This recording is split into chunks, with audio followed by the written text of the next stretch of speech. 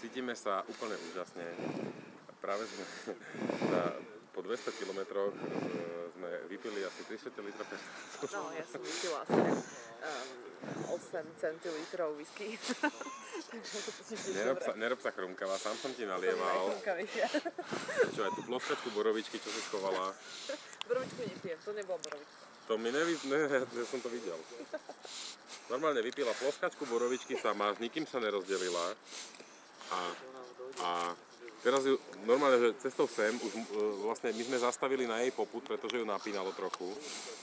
Lebo hovorila, že tá pizza, ktorú jedla ráno, že sa pýta von a chcela byť za dámu, tak aby náhodou nemala nejakú nehodu počas jazdy, tak pre istotu si vypýtala zastávku a pred 3 minútami som ju videl, ako hen tam vyprázdňovala obsah svojho žalúdka, tam, presne tam, ukážeme tam.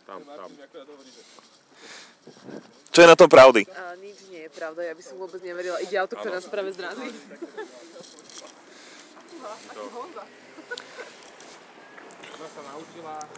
Ona sa naučila od slovenských celebrit to základné pravidlo zatlkať.